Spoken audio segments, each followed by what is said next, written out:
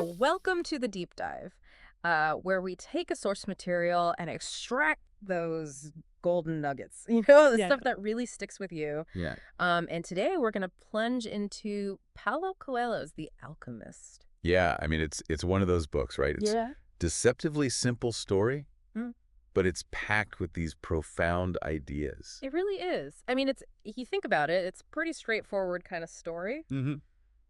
but there is a lot there. There is. Yeah. So we're not here to do, like a literary analysis or anything. We Mhm. want to unearth those essential wisdoms embedded in Santiago's journey. Right. It's like I always think of it as like a cheat sheet Yeah. for understanding, why this book It's yours. resonates to so many people. Yeah. And it's about, your purpose in life and, Mhm. the journey you're on and that quiet voice within. Yeah. So we're going to kind of unpack all of that. So The Alchemist centers on this young shepherd, Santiago, Yeah. in the Andalusian hills of Spain. And he's living this very kind of predictable life. And then he has this recurring dream that really kind of sets him on a different path. No. So what is it about this dream that makes him leave his flock behind?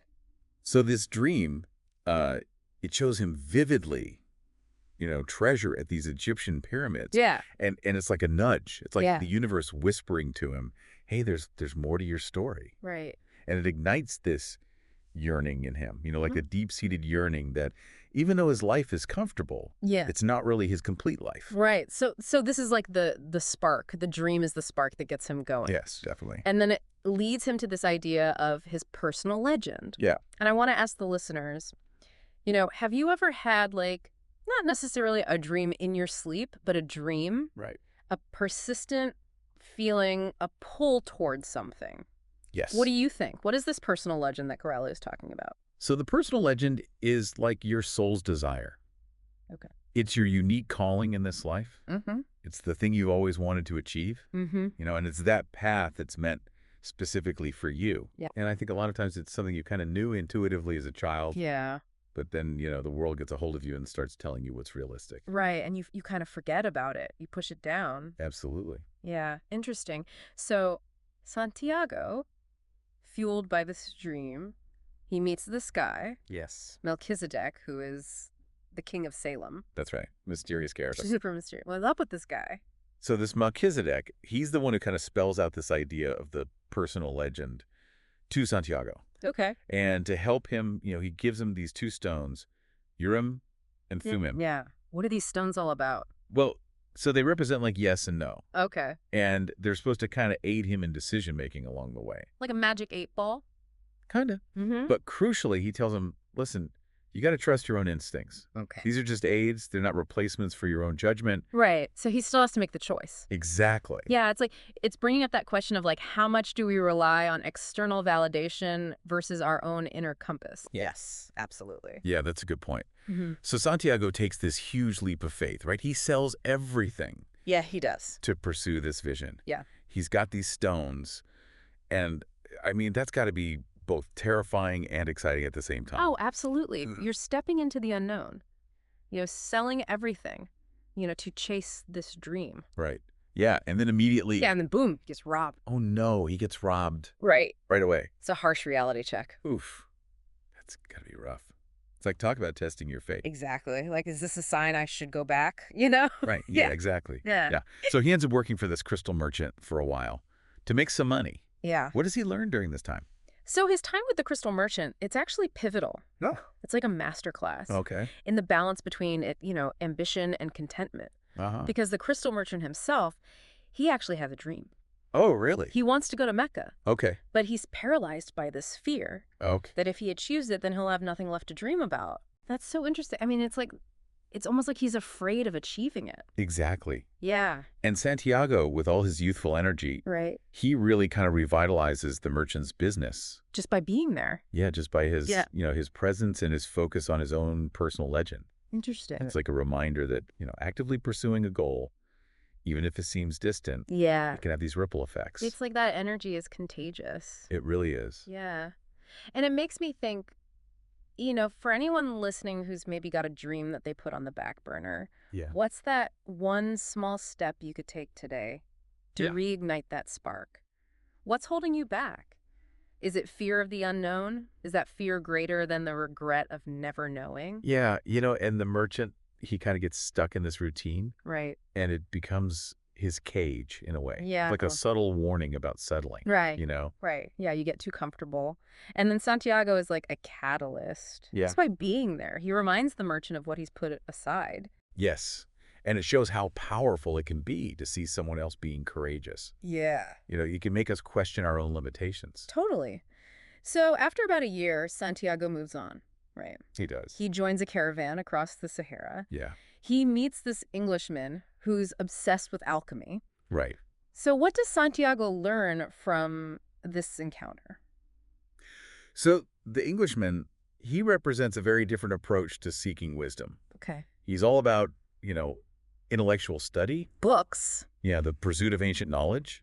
He's looking for the philosopher's stone and the elixir of life. Right, like the mythical objects. Exactly. Yeah. But he's looking for them in books. Got it. Which is a total contrast to Santiago's learning, which is very experiential. Right, he's out there living it. Exactly. Yeah. And the Englishman introduces this concept of the soul of the world. Yes. What is that all about? So it's this idea that everything is interconnected. Okay. Like there's this underlying spiritual force that binds the universe. Like a web that connects everything. Yeah, exactly. So we got the Englishman looking for answers in book Santiago out there, learning by doing. Yeah. And then finally he meets the alchemist. Yeah, this mysterious figure. Super mysterious. So what kind of wisdom does this alchemist share? He embodies this deep understanding of the universe. Okay. That goes beyond just, intellectual knowledge. Right. He teaches Santiago to read the language of the world, What do you mean by that? like the omens and the signs and trusting your intuition. Got it. He's like, you got to follow your heart, embrace the present moment, and understand that true transformation comes from within. Like looking inward Yeah. and facing your fears. Exactly. So the alchemist helps him go beyond just the intellectual to a more intuitive way of seeing. Exactly. So the alchemist is packed with symbols, right? We talked about the personal legend. Yeah. What about the treasure? What's the treasure really about? So at first Santiago thinks about, chests of gold and jewels. Oh. But the treasure, it symbolizes something much deeper. It's the self-discovery and the understanding he gains along the way. Like the journey is the real treasure. Exactly. It's the inner wealth, the courage, the lessons. The growth. The growth. Yeah, all of that becomes the real treasure. Yeah. The physical gold, it's almost like an afterthought. Just a confirmation. Yeah. Yeah, so the journey itself is what molds him and gives him something way more valuable than riches. Definitely. Now, what about the philosopher's stone and the elixir of life? Those classic alchemical symbols, what do they represent? So the philosopher's stone, it can turn base metals into gold. Right. And metaphorically, it represents our own potential to transform our base qualities. Right. Our fears, our limitations, Right. into something much more refined and valuable. Like wisdom and resilience. Exactly. And the elixir of life. What about that? So that one promises immortality. Right. It symbolizes transcending our ego Ooh. and connecting to something eternal through spiritual growth. So not literal immortality, but Yeah. leaving a mark on the world. Yes, living in alignment with your personal legend and leaving a lasting impact. Okay, so what about the desert? Santiago crosses this vast desert. What Right. role does that play? The desert is like a powerful metaphor Okay. for the challenges Yeah. and the solitude. Hardships. Yeah, the hardships we face in our own journeys. It strips away all distractions, Yeah. forces you to look inward. And be alone with your thoughts. Exactly. And to listen to your heart. Okay, so we talked about the soul of the world and this interconnectedness of everything. Yeah. How does pursuing our personal legend tie into that? So in the book, Pursuing Your Personal Legend, Right. it's not a selfish act. Okay. It's actually a way of aligning yourself with the universe. Yeah. Like when you're doing what you're meant to do, Uh-huh. you tap into this universal energy, and the universe helps you along the way. Interesting. So like you're working with the universe. Yeah, it's this idea that your purpose is woven into the fabric of existence. Wow. That's a cool thought. So the alchemist himself is more than just Santiago's mentor. Yes, he's like the archetypal, wise, spiritual guide. Okay. He's mastered the language of the world. Mm-hmm. He understands these deeper truths. And he represents the potential we all have Okay. to connect to that wisdom. And to seek out guidance. Exactly. Yeah. So the alchemist has all these powerful messages. So let's dive into some of those core ideas. Okay. I mean, the most obvious one is to pursue your dreams, right? Absolutely. It's a call to action. Yeah. Have the courage to go after what you want. To really identify what that personal legend is. Yeah. And to trust the journey even when it's uncertain. Right. Yeah, it's not always going to be easy. Definitely not. So what dreams are you putting on hold? What are you telling yourself is impossible or impractical? Right. So it's not just about the destination, right? It's about the journey itself. Exactly. The journey is where the growth happens. Yeah, and Santiago's journey is about so much more than getting to the treasure. Totally. He transforms along the way. He becomes a different person. Yeah, he overcomes all these obstacles. He meets all these people. Yeah. And he learns so much. It's like the initial goal becomes just this vehicle for a much deeper transformation. Exactly. And then he realizes that the treasure was right where he started. Yeah. Which is so interesting. It is. It highlights that the real value is in who he becomes. Not the actual bold. Right. Another key theme is this idea of having faith in the universe. Yes. That if you're on the right path, things will fall into place. It's like this beautiful concept of synchronicity. Okay. That when you're committed to your personal legend, the universe kind of conspires to help you. It gives you these little nudges. Yeah, you just got to be open to seeing them. Be present. Be present, exactly. And trust your intuition. Yes. So in the midst of all this adventure and pursuing your dreams, there's this emphasis on slowing down and being in the moment. Absolutely. Why is that so important? Because the alchemist, he's always telling Santiago, the past is gone, the future is uncertain, the only reality is now. Right. So it's about being mindful. Being present. Appreciating the moment. Yeah. And making decisions based on your heart's truth. Not getting caught up in what might happen. Exactly. And through all of this, there's this idea of self-discovery. Yes. Santiago's external journey mirrors his internal one. Precisely, he's forced to confront his fears. Yeah. Question his beliefs, and really understand himself on a deeper level. And he learns that wisdom is not something you can just read in a book. You got to live it. You got to go through it. Exactly. So how does the whole concept of alchemy fit into all of this? So like turning base metals into gold? Yeah. It's an allegory for our own spiritual evolution. Okay. It's recognizing our flaws and our limiting beliefs. Right. And consciously transforming them into something better. Like turning lead into gold. Yeah. And then there's the element of love. Santiago falls in love with Fatima. Right. How does that play into everything?